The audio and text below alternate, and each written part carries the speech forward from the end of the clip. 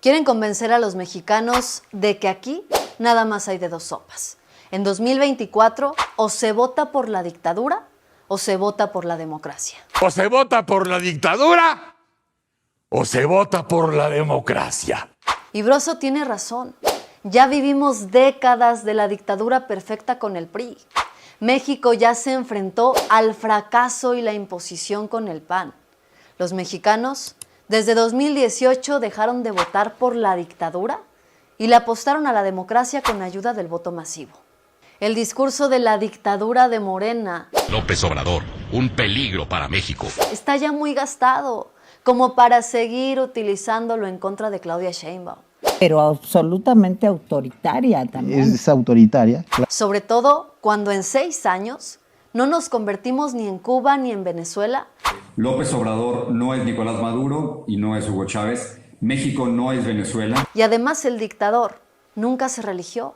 Dicen que no se vale transferir la responsabilidad a una candidata esperando que nos salve sola del infierno. No se vale transferir la responsabilidad a una candidata esperando que nos salve del infierno, ¿no?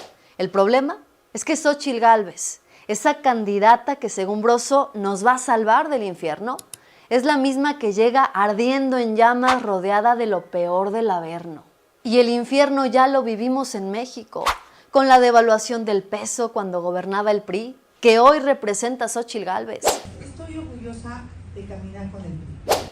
El infierno ya lo vivimos en México, cuando se desató la fallida estrategia de seguridad de Felipe Calderón, con el PAN, que hoy representa a Xóchitl Gálvez. Me parece que hay experiencias exitosas en el gobierno de Calderón que podríamos retomar.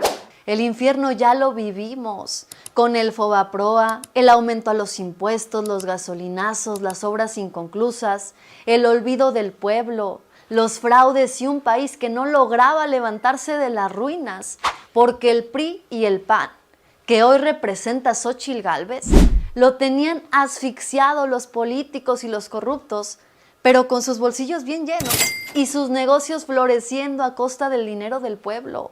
¿Qué es lo que ha logrado el gobierno de Morena con esa dictadura que prometen y no llega?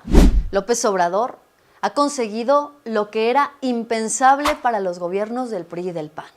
Ahorros millonarios con el combate a la corrupción, la fortaleza del peso mexicano, récord en inversión extranjera directa, no más gasolinazos, aumento histórico al salario mínimo, programas sociales como un derecho constitucional, aeropuertos nuevos, el Tren Maya, el corredor transísmico, el parque fotovoltaico más grande de América Latina, y hasta tiempo y dinero hubo para concluir las obras que dejaron a medias y saqueadas los gobiernos del PRI y del PAN, que hoy representa a Xóchitl Gálvez. Pero dice Broso que nos olvidemos de los partidos y usemos nada más a la candidata para salir a votar por el México donde sí se quiere vivir. Madre los partidos, luego nos agarramos del moco con ellos. Pero ¿cuál es el México donde tú quieres vivir? Esa es la verdadera pregunta. ¿El México que pintaban como excepcional y en el fondo estaban saqueando? ¿O el México que hoy te pintan como una dictadura en la que todos somos libres y tenemos más derechos y más resultados de los que jamás se vieron antes? Porque aunque Broso y la derecha quieran mandar a volar a los partidos y darle su apoyo solo a la candidata, ya vimos con el acuerdo en Coahuila que quien manda no es Xóchitl Gálvez. Ya vimos que el gobierno de coalición que prometen no es en beneficio de los mexicanos, sino de sus propios intereses.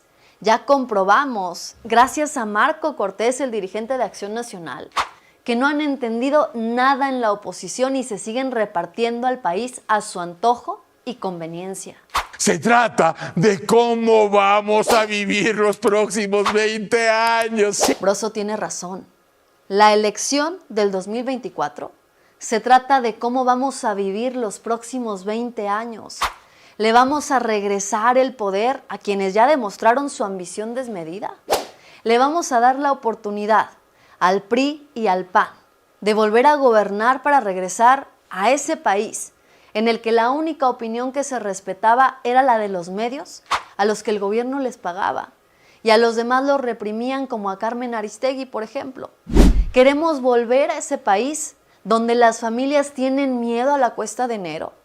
Queremos volver a ese país donde los gasolinazos se aprobaban porque los mexicanos no comemos gasolina, o donde los impuestos se aumentaban cada vez que venía una crisis con tal de no molestar a los empresarios. Queremos volver a los tiempos de las condonaciones para los millonarios y las condiciones laborales pésimas para las clases medias. Broso tiene razón. Los mexicanos queremos un México libre y democrático. Y ya sabemos que la única solución para conservar ese México es el voto masivo.